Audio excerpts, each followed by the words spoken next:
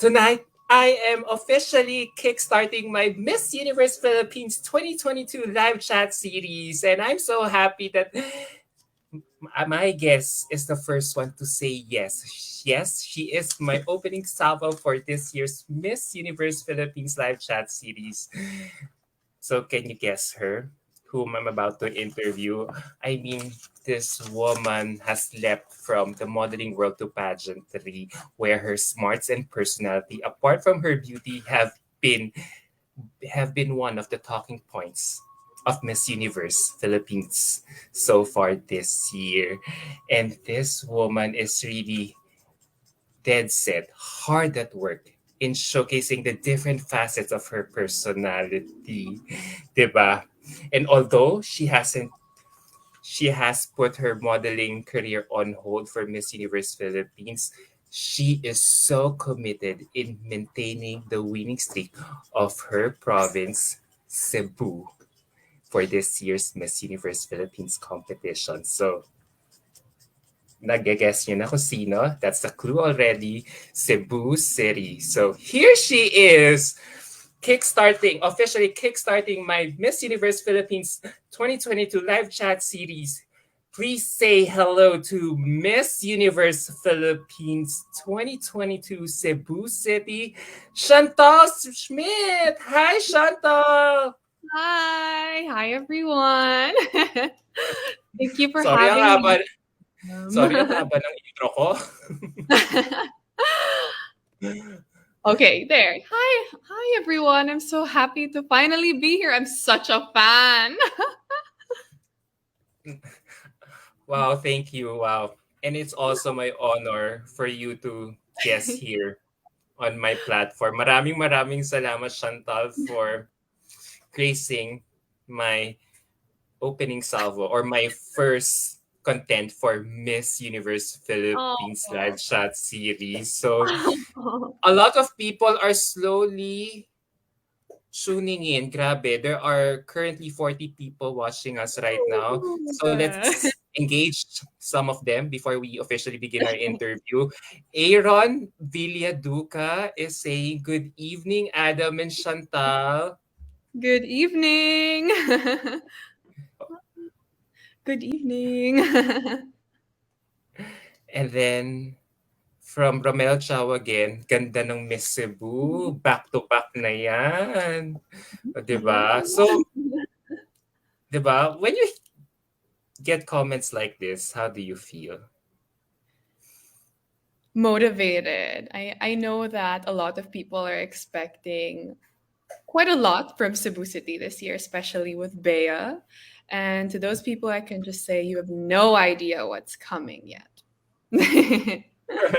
Yeah, pero alam mo ha, first of all talaga, I just wanna really say congratulations for making it to the top 50 Thank you in so Miss much. Universe Philippines so far. I know it's only top 50, but I'm sure we're all confident, we're all 100% confident you'll get in the Oh, final 30. thank you. 'Di ba? And considering that this is only your first try in pageantry. So, It how does it is. really feel, 'di ba? Sorry? So how does it really feel that you made it as one of you're really making huge inroads in the competition, even if it's only top 50, considering that it's your first try in pageantry? I'm honestly shocked. I didn't think I would receive this much attention, let alone positive attention. And I'm really so honored that people believe in me. It's really driving me to work so hard. And again, you have no idea what's coming from Cebu City this year. Can you feel the pressure as early as now? Actually, Sir Adam, I don't feel any pressure talaga. Like I'm just so excited to be here. I know that a lot of people have asked me, do you feel scared? Do you feel threatened? And the answer is no, because I'm just here to do my absolute best, be the best version of myself, and just to make the Cebuanos proud. That's all I really want. Have you met Bea personally na ba? Yes, of course. Actually, Sir Adam, funny story. when she may I tell the story? Yeah, sure, sure. Go ahead. Okay. So actually, Bea and I have been working together for a really long time, and her what I always admired about her is that whenever we had a photo shoot together, she was just so quietly at work. And I thought at first, maybe this girl doesn't want to talk to me. But then in reality, she was just so laser focused. And that really reflected in her Miss Universe Philippines and Miss Universe journey. And then on top of that, our agent Sven, when Bea was in Manila for her Aces and Queens screening, Sven said, "Why don't you just support her? Why don't you just come along?" And then they said, "Since you're here na, why don't you screen also?" And I was so terrified of that because I thought Bea would be mad because this was her time to shine talaga. And I didn't want to take that away from her. And so we were there, but the complete opposite happened. Bea taught me the ropes of how to do a screening. She was giving me pointers. She was really saying, it's going to be all right, because you're amazing and you deserve to be here just as much as I do. And that really touched me so deeply because even though this is such a cutthroat industry, she was so happy to support another girl. So whenever people ask me about Bea, such amazing reviews. So, what tips did you get from her for your Best Universe Philippines journey right now? I definitely learned from her that people are going to say whatever they want to say. And that's okay because people have their opinions, people have their stances, but you are going to quietly and confidently work on being successful. And that's really what I learned from her. Nobody else matters. Nothing else matters but the crown, of course. True. So far, ang galing mo kasi you have been handling your pastures very well at this Thank you. point of the game. 'Di ba? Dito na nag-uumpisa yung, nako, kailangan fake face ka, makapal ang loob mo para to withstand all these, criticism, whether constructive or not online. But yeah, I'm really amazed with her. I'm really amazed by her mental fortitude that she adopted for this competition. I hope you also, you know, get to develop that as you Thank move on you. in the competition. So a lot of questions are coming in from our viewers. Sige, let's try to engage some of them. So how have you been preparing na for this competition? Kasi may nagtatanong na dito, is it okay to ask her national costume designer as early as now? Is that okay to reveal or is it still part of secrecy? Ooh, that is a secret, unfortunately. Ayan, no. Ask ko lang po, si Axel Ke pa rin po ba ang gagawa ng Nat costume niya? No, I don't know. You will have to see. Jerel, Jerel, makuha ka na lang sa body language niya, doon sa sagot niya. Who else? Ang ganda mo talaga, Chantal Schmidt. I love how she tells stories. It's so clear that she'll do amazing during the interview. The Aw, glow. Sabi ni thank you. Andrea, pak na pak talaga ang aura niya. Ang class niya, looking forward more from you, Miss Chantal. Thank Diba? So, you. So, for the benefit of our viewers who are watching us right now, can you give us a little intro about yourself? Or what are the highlights? What are some of the highlights of your life so far that you would like your fans to know as you progress here in Miss Universe Philippines? Okay, so of course everybody knows that. Oh, I'll introduce myself first. For those who don't know me, my name is Chantal Elise Legaspi Schmidt, and I'm 20 years old from Cebu City, of course. I am currently studying law. I am entering my third year now, hoping to be a corporate lawyer soon. And I am completely financially independent. I am a German teacher on the side. I teach adults and kids alike. And of course, I'm a model on the side. How could I forget? Yeah. And yeah, what my life is honestly not that interesting, to be completely honest with you all. Hindi dog lover ka din as I research more about you. my dog is here. She's keeping me company, but she's camera shy. So, you know, you mentioned a lot of things in that little intro. So, is entering beauty pageants part of your plan, considering that you've been doing quite well as a model? Kasi nakita kita nung ano eh, di ba, nung Leyva, that's where, that's the first time we finally met to, kay Michael Leyva bridal Yeah. show last November. So yeah, is it part of your dream talaga to enter beauty pageants then?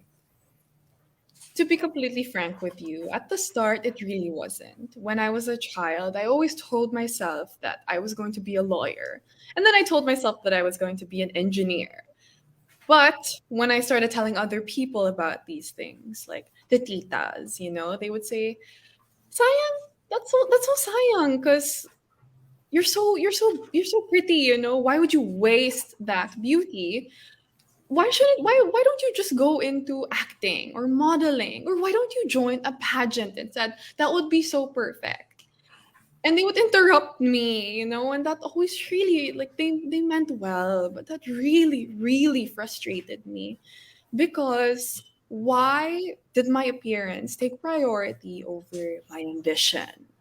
And that really made me develop some sort of internalized resentment for everything beauty pageants. I was like one of those. I was one of those girls that would play in the mud in Germany when I was a child. Like, I didn't want anything to do with beauty. And then I realized, the more I educated myself, that's not right either, because beauty pageants are essentially a celebration of women and what they stand for, their causes, their personalities. It's so much more than that. And especially in the Philippines, we've had beauty pageants transform from something so old and archaic into an event where women can show off, the best versions of themselves, and then use that to further themselves, financially and also socially. It's such an amazing opportunity for all women here. And so my interest, to answer your question, really, my interest peaked at around, of course, when Pia was crowned.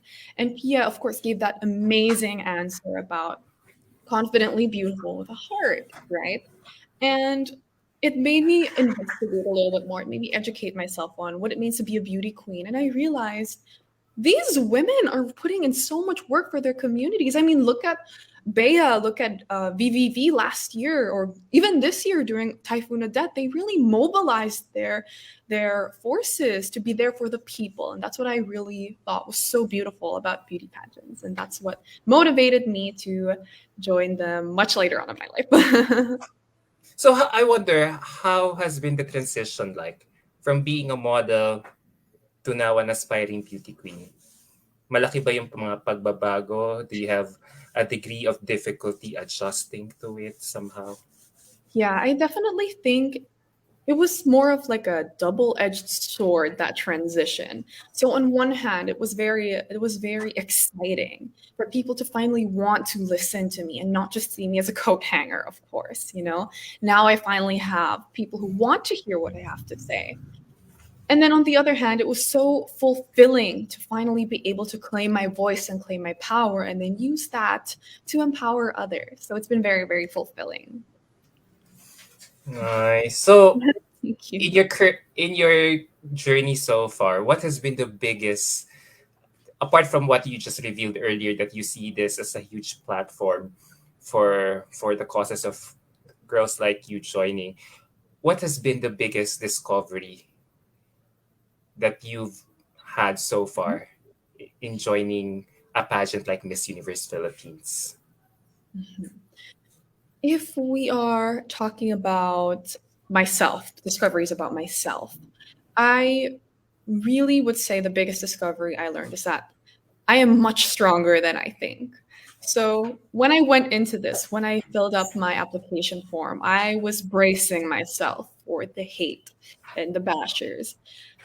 And in the end, doesn't really faze me, to be completely honest with you, Sir Adam, because I have, I have people like you who gave me some very, very constructive critique, and I appreciate that. And it has led me to kind of tunnel vision on doing what is necessary to make the people proud and also to um, develop in my own right. It hasn't necessarily been about trying to compose myself or trying to keep it together, you know. I'm finding that I'm struggling a lot less than I thought I would, which is really great because I really thought that this would be terrible for my mental health, but it's been an amazing ride so far.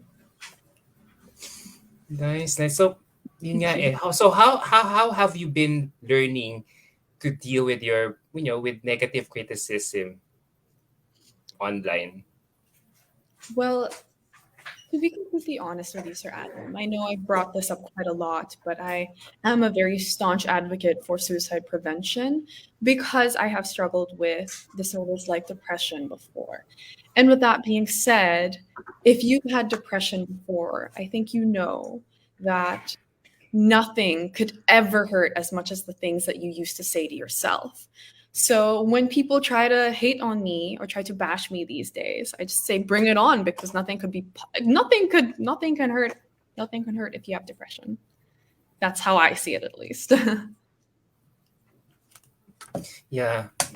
I mean, depression, mental health is really are topics that are really bywords in pageantry right now, especially with what happened with American Beauty Queen recently. But I'm so glad that you are a dog lover because I'm sure your pets are keeping you sane with your mental health as you go through your journey in Miss Universe Philippines. Yeah. Kasi based on research, having pets in your house can really tide you in, you know, in getting by this pandemic or all these anxieties that we are all feeling right now. So, yeah, I'm glad. So, ilan ng dogs ang alaga mo sa bahay?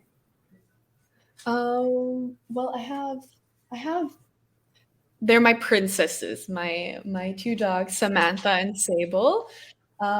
Sable's over here. She's a Yeah. rescue dog from Hong Kong, and she's actually an Askal. So adopt, don't shop, guys. Yeah. Do you think it really having pets helps one's mental health during social isolation? For sure, for sure.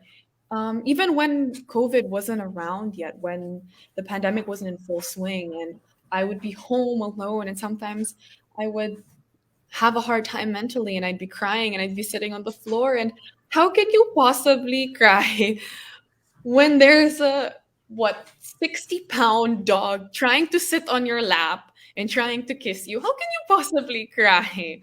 And so they've really become my entire life and my entire they're the light of my life, really. And I don't know what I would do without them. I keep looking there because she's sleeping soundly. What's the harshest criticism that you've encountered on social media lately? That which makes you more passionate to talk about your advocacy about mental health, and how are you coping with it at the same time? Well, there was one person who said, "Oh, she has suicidal tendencies. She shouldn't be allowed to join Miss Universe Philippines because she'll have a breakdown just like Rabia after her nat cause." And I find that very insensitive because on one hand, if people had just been a little bit more kind, a little bit more patient when Rabia was voicing her vulnerabilities, if they had allowed her to embrace those a little bit more and been more patient with her, she wouldn't have had that breakdown to begin with. And then on the other hand, suicide prevention is such a stigmatized and taboo topic. Mental health in general. And it is such a deeply ingrained problem in our society to the point where people don't know that you're struggling. And for me, it's always been so, so important to be raw and vulnerable with people to really show them that not only is it okay not to be okay, it's okay to seek help. And even more so, the people who ended up fighting these battles are often the strongest. And ultimately, God gave me the strength to overcome any mountain one of those mountains being my own brain included. And so I have seen that as a sign from God that I must continue to advocate for mental health awareness, suicide prevention, because there's so many different aspects to it. The pillars of suicide prevention aren't just mental health awareness. You also have um, the protection of victims of assault, victims of war, things like that, and then you also have affordable healthcare, things like that. It's not just one singular problem. It's a massive system that we need to tackle. And so I find it very saddening when people try to undermine what I stand for when it comes to suicide prevention, because it is such a problem, not just in our country, but all over the world. Yeah. That was very deep. I Sorry. think, yeah, I know. Passion. But you know what? Um, basing listening to your answer, don't you think the problem is because of our culture about how we view mental health, depression, and all these underlying things? Don't you think? I wonder what can we do to shift this kind of negative perspective Mhm. in our Def- culture. yeah, I definitely do think there is a massive deep stigma underlying with all of this. And the one thing that I personally know that I can do is just be raw and be vulnerable with people, so that we can, just in general, we need to be a little bit more honest with the people around each other in order to normalize these things, because mental health is so like mental disorders, they are so rampant within our people, to the point where you don't even know that somebody could be struggling with these disorders. And so what we really need to do is normalize the conversation, because ultimately we can't fight our brains. Sometimes we can't fight our trauma, but what we can fight is people trying to diminish your struggles, and I would really appreciate it if the people around me could be open and honest, so that the people who aren't able to be open and honest can watch and see that they're not alone, because that's what this is really about, knowing that you're not alone in this situation. As someone who has struggled with depression, the one thing that always got me out of a deep, dark spot was somebody telling me, you're not alone in this. And so, if, for example, somebody had told Chesley maybe that you're not alone, maybe that would have changed the course of her life. And so, I really think in order to um, avoid or avoid deaths like that, I think we must really treat it like the problem that it is. We must really be open about it. We must communicate. And that's the first thing I think we should start doing. Be open and communicate. That was Alam very, mo, very deep again. I know Sorry. it's very deep. I know, alam mo ako dati ha, ever since I became a pageant correspondent, I always hear mental advocacy as one of the most common advocacies girls would usually adopt for a pageant. But never have I realized its seriousness and impact when when Mhm. Chesley when something happened to Chesley. So alam mo yun. And now as I listen to more of you, to more girls like you, all the more I have to pay attention to the people surrounding me. If Exactly. if the people surrounding me are really okay or not. So maybe I'm not realizing that they also too are suffering in their own little ways. So yeah, so I'm glad that I'm also having this kind of conversation. So yeah, yeah, sana more girls like you will really talk more about it, so that these kinds of conversations will keep coming out in the open, so that eventually we get used to talking to it until yun nga, sabi mo nga, we finally get to normalize this conversation. Right. So, as I research more about you, you were born you were born in Hong Kong as, you're mixed blood.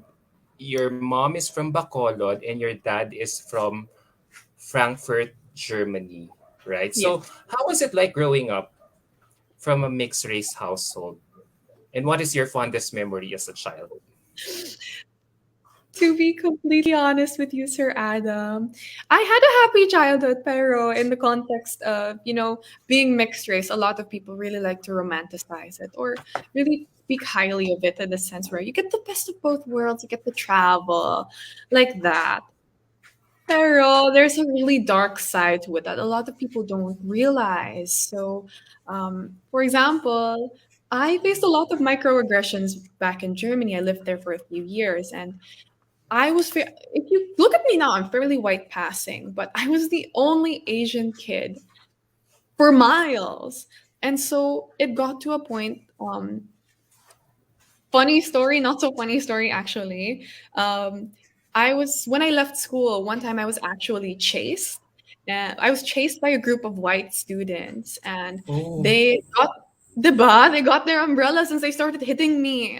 And the only person to interfere was the mother of one of my black oh, classmates, because oh, she knew that her son was also facing this problem. And then then what happened was my parents brought it up to the school, and they had the students apologize, but half of them didn't even apologize. And so I know you asked me about my very fond memories, but I feel that it is also necessary to bring up these very dark memories to show people it's not all that glamorous, you know. But I will answer your question. The fondest memory I do have was finally learning how to use chopsticks, because I have brought this up so many times, but yeah. I was so deeply conflicted with my heritage, and I always wanted to eat, German sausages, German potatoes. I never wanted to eat like Asian food, let alone Filipino food. And so I went to an Asian buffet, and they didn't immediately put a fork on your table, and my mom encouraged me. She was like, just try using it, just try using it. And so I that's when I learned how to use chopsticks. And I then picked up all of the sushi, the dim sum, and to me that was a very symbolic moment because it was me coming to terms with me being Asian. Yeah. So yeah, very small moment, but that was definitely one of my fonder memories. Only, alam mo, I've always thought, um, kayong mga halfies, I thought you've been having the best of both worlds, both the West and East culture. No, seriously, because kasi ngayon when I see all your faces lording our billboards, TVCs on TV, talagang, you guys all look pretty. You guys seem to be the epitome of handsomeness and prettiness in the pageant scene or in the modeling scene. But I never realized that you guys are also having your own set of struggles. Oh And yeah. if it, yeah, Yeah. yeah, nagugulat ako. And as I listen to you now, don't you think na parang it's kind of always a challenge for you that you're being a mixed blood, or a halfie is always brought up to the table, considering that you always have to fight or earn for it because of what other people have to say. Yeah. Yeah. You know I what I def- mean? I do know what you mean, and I definitely will admit, when you are half white, half Asian, especially in Asia, you do face pretty privilege. You face all sorts of privilege, and I will admit that. However, there is a different side to this as well, because you are never quite part of one culture. You are never quite part of anything, really. You don't belong anywhere, really. And so when I was in Germany, for example, people told me, your German isn't quite German enough because you're Asian, so therefore Yeah. we have to make sure that it's not Asian, it's German. And then when I came to the Philippines, people were thankfully a little bit more accepting of me, but I would still kind of get some backhanded, like compliments, like, or comments like, "Oh, you're half white. You have nothing to worry about. You can just become an actress if you fail at everything." And so that's the no, no, that's not right either, And so it's definitely more you're an outsider in every single community, really. And that's really the underlying message here. On the flip side naman, I'm glad that you brought it up. How do you feel that a lot of people or a lot of pageant fans are saying that you don't look Filipina enough to be Miss Universe Philippines? What's your take on that? It definitely does resonate with me because in the past we have seen almost exclusively white passing Filipinas be sent to Miss Universe. So I definitely do understand where the frustration comes from. However, on the other side, Filipinas come in all different shapes and sizes. And that's what's so beautiful about our country is that we have so culturally, we are so, and ethnically, we are so diverse. And so, while I do accept the criticism that I'm receiving, that I'm not quite Filipina enough, I'm also not quite German enough. And I do count myself as, a citizen of the world, a citizen of the universe, rather, like that. Um, so yeah, I happily accept that people aren't happy with my heritage, but I accept myself and I know that I'm willing to work for this. And above all, Catriona and Pia didn't win because they looked white. They won because they were passionate and driven and hardworking. Exactly. Exactly. I think alam mo we should be over this argument already about, girls like you joining Miss Universe Philippines. I mean the world, I mean, 'di ba? I feel like our whole world right now is one big melting pot. Yeah. For all these diversity and inclusivity to thrive in. So yeah, this should already be a non-issue talaga, to be honest. Super. Yeah, I see where it's coming from though. Tapos, yun nga, since a lot of people are saying that you really speak well. That you Thank really you. speak well. Ang dami talaga. Talagang you're one woman full of with so much passion in life. Grabe, wala kaming masabi. So, I wonder though, does this have something to do with the fact that you're taking up law? That's why you're so good with your communication skills. No, honestly, I'll tell you the full story. I was very shy as a child, very crippling social anxiety, really. And so for me, I realized that in order to advance in life, I nobody was going to coddle me to stand. So um I really had to learn fake it till you make it. And so I really learned from my mother, who's so charismatic. I had to learn from my friends, who were also so charismatic. I had to pick up what they did in order to kind of disguise that I'm very, very painfully shy. And so a lot of people ask me, like, how are you so confident? It's not because I'm an empowered lawyer. It's just because I really learned so much from the people around me because I've had to. And I really was so terrified of just being awkwardly caught in a conversation, having nothing to talk about. Yeah. But what inspired you to take up law then? Definitely the movie Legally Blonde. Partially, partially. But Awards. yes, yes. But of course, it was my lolo and my tito Ton, shout out to him, who really inspired me because they were both lawyers. They were lawyers for the people. They mainly specialized, if I'm not mistaken, in labor law. So a lot of their clients were victims of exploitation. They were taken advantage of, and they were at their ends. And a lot of times, I didn't understand this as a child because you don't really see the harder, the darker sides of the world really when you're a child. And I kind of learned from them that there are going to be people that weren't as fortunate.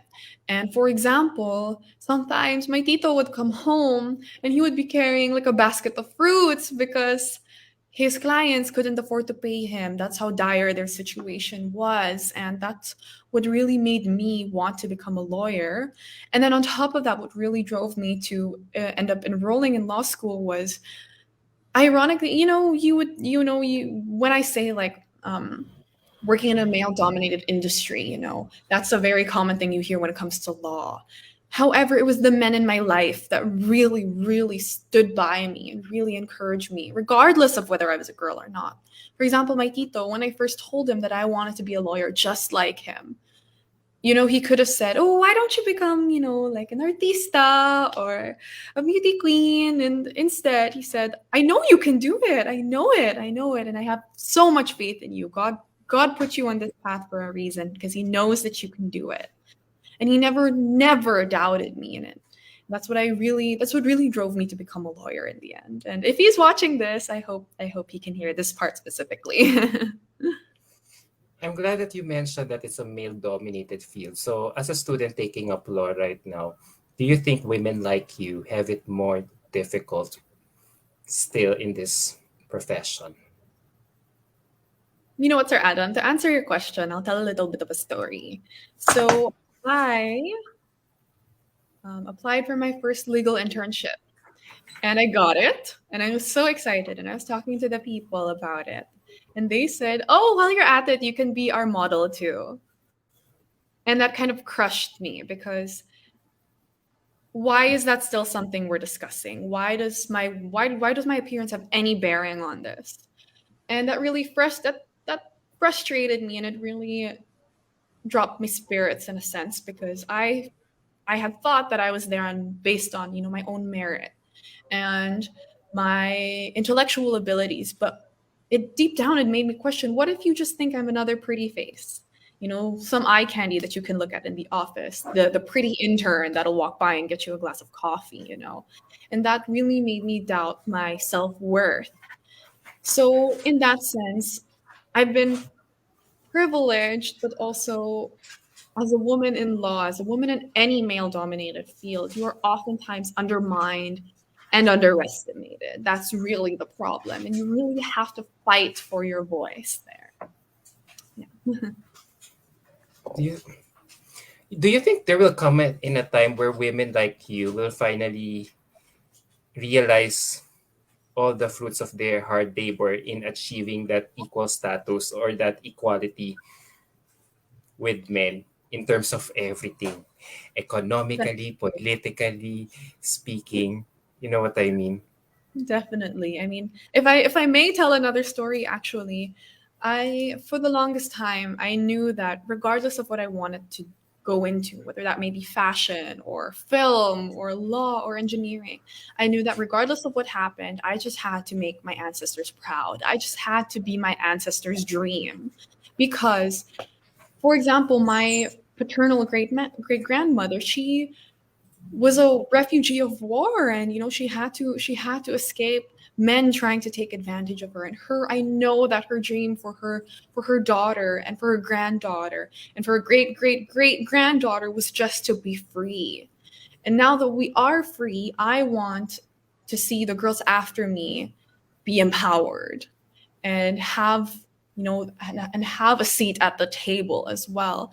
And so while I might add that we definitely have made a lot of progress in recent years when it comes to equality, there's still a long way to go, definitely. So I'm never quite satisfied with our progress. I always want there to be more.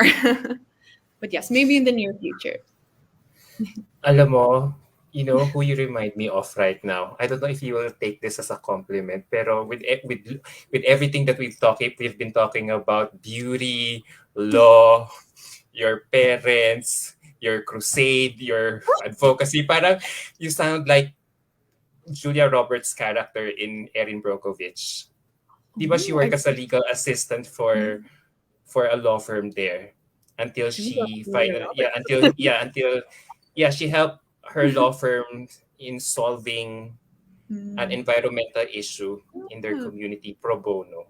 yeah, Parang very that's how bold. parang ganun, very very determined, very feisty, and yeah, very ano talagang she's really in it to win it her case. She was really in it to win her case. So yeah, a lot of people are really giving you compliments about our interview right now. Looking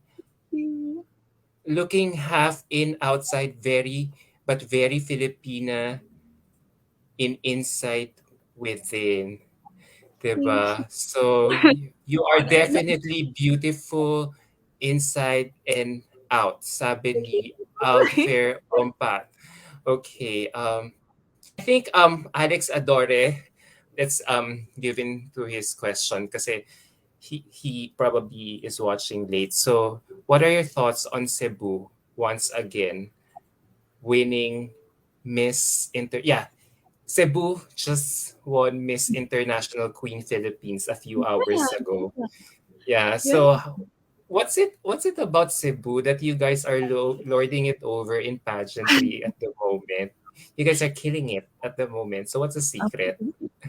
I well, I can't spill, I can't spill the someone secrets, but of course, what I really love about, being active in Cebu is that people are so unconditionally supportive of you here. I speak from experience, as soon as my stint with Miss Universe Philippines started, people were so eager to voice their support for me, regardless of whether they would win something out of it or not. People that I had no affiliation with whatsoever. They wanted me to win. They wanted to help me. And I think the reason why Cebuanas have been so successful in pageants recently is because you have the entire Cebu behind you, and the entire Cebu is not just rooting for you, but is also making an active effort to help you so that not just so that you can secure the crown, but also so that you can keep making us proud. And I, for one, am very, very proud that Cebu won this International Queen Philippines. I did see a little bit of it, but I was preparing for our interview, so I didn't get to quite watch everything. May nagsabi dito, from Chesrel Jabon, ing na tubig sa simala, Charis. Haha, sa tubig? May kinalaman ba sa tubig? Oo. May kinalaman ba yun sa the water that you drink or the food that Oh you my eat there? That's why you guys are looking so smashing every time you come out on god. stage. Diba? But So yeah. we're winding down this interview. I can't believe we've been talking for almost an hour already. You know what? A lot of people are so impressed with your communication skills, considering that you are only 20. You are only 20 and still in school. So I wonder, how do you balance your time in doing all of these? Na you're joining a beauty pageant, tapos you're also studying. So tell us, how are you managing your time efficiently for this? Some people may know this about me already, but I am an anxious workaholic. So I think I have been able to wield my mental disorders sort of as like a weapon, because I'm very, very deeply anxious about my future. So I cannot sit still. I do not like taking breaks, which is bad. But my day is usually jam packed with work and studying and planning and things like that. And so I really work best when I'm busy, because when I'm taking a break, I get maybe some sad thoughts. And when I'm busy, all of those sad thoughts can be drowned out by productivity. And so it really hasn't been much of a shift for me, because I led a very busy lifestyle even before with my two jobs as a German teacher. So it hasn't really been much of a big shift for me. I'm so sorry if you were looking for time management tips. Um, I really just I'm really just such an anxious workaholic. I can't stop working. Alam mo, I'm really getting impressed with all your answers so far. My next question would have been, at 20, don't you think your youth is proving to be a disadvantage, considering that most of the winners in Miss Universe or Universe Philippines so far are kind of much older, or have, let's put it this way, have lived a full life experience or somehow mature. Kasi parang ganun yung trend. So with you, it's as if you already sound like them with the way you talk. You don't sound like a 20-year-old law student Thank you. Thank you. taking, so ang galing. So yeah, so Do you want me to answer well your done. question? Yeah, I'm just amazed na alam mo yon na I feel like you're so mature for your age. Thank you. I think Talagang we're bewildered, stunned by the wisdom, I think yeah, a the lot. intellect that you have. Yeah, yeah. I think a lot of people equate age to wisdom, and I will say that, you know age and intelligence, maybe wisdom also definitely do correlate, but you growing older does not cause you to become wiser necessarily. So, I have had my fair share of experiences, and I think it's come to a point about it's come to a point of self-awareness, really. And I have really studied myself as a person. There would be nights at 3 a.m. where I'm Googling, like, why am I like this? Because, anxiety or things like that. Why am I so anxious about the future, things like that? And why am I so invested in women's rights and LGBTQ rights and all of the other pressing issues today? But in reality, I feel like there are some things that you can't train a person to do. There are some things that don't come with age, and those things are passion and hard work and motivation, essentially. So, yeah, that's why I feel like I sound a little bit older than I am. Grabe, grabe. Alam mo, as early as now, I am predicting you will smash your Thank closed door you. interview. I'm telling you, kahit yung mga Lazada questions na yan, yung mga simple Lazada questions na yan, masasagot mo talaga with Oh, something witty. questions. Yeah, oo. Di ba ganun yung mga tanong nila, yung mga, if there's something that you would like to buy from Lazada or kung sino man yung sponsor ng MUP this year, or probably Kumu, which Oh, celebrity would you like to talk to over Kumu on in the next few days? Di ba? May mga ganun yung mga tanong nila, di ba? Pero kapag if you can come up with something witty and impactful at the same time, di ba? yeah, So, alam mo, I'm just interesting. amazed at you kasi, di ba, let's face it, for a first try, you have been impressing us with your first try in Sure. in in pageantry. So I wonder what made you choose Miss Universe Philippines platform over the other pageants here in the Philippines. Hmm. Well, it has really come down to what I really identify with. I really went into detail when evaluating all of the national pageants and what they stand for, because for me, it has never been about evening gown, swimwear, things like that. It's never been about, whether I want to do a Q&A or a head-to-head challenge, for example.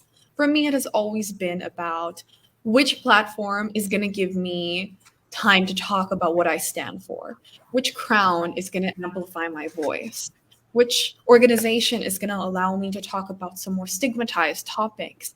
And for me, that was really Miss Universe and Miss Universe Philippines, because these girls, they really become spokespeople. And so it has really come down to which organization will allow me to truly be myself and talk about what's important to me.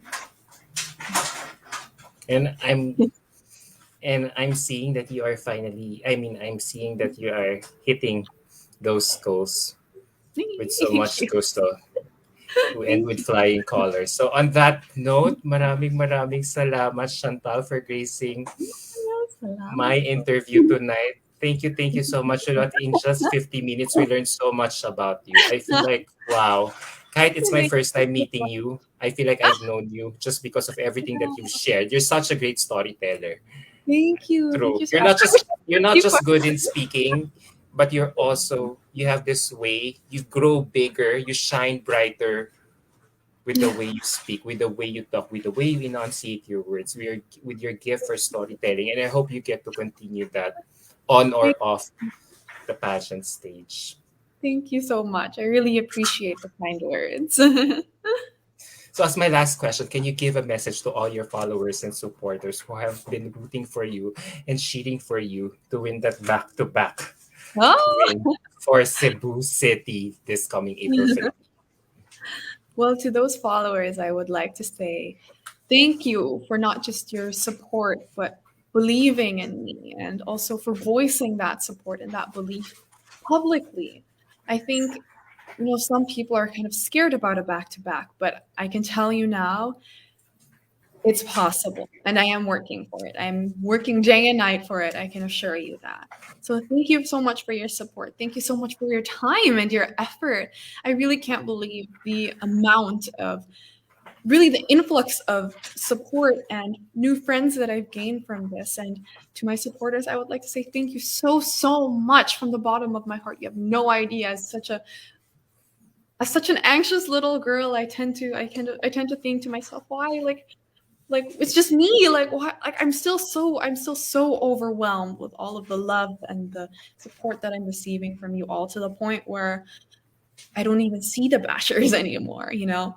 And that really means the world to me. And I'm so, so grateful for not just listening to me because of my face, because of my body, because of whatever, but also because of my cause. So thank you. Maraming salamat po. And I am so, so grateful to be here. Thank you. I'm getting shy now.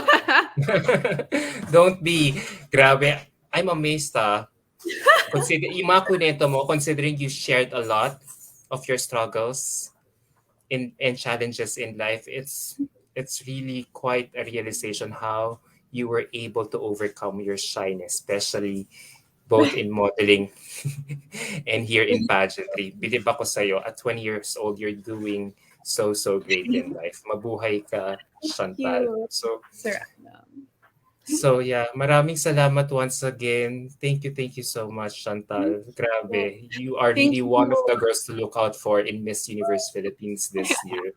Grabe, Thank Cebu is no longer is really serious in its back-to-back win situation, courtesy of Chantal Schmidt right now. So, guys, I do hope you get to support her in her current Miss Universe Philippines journey.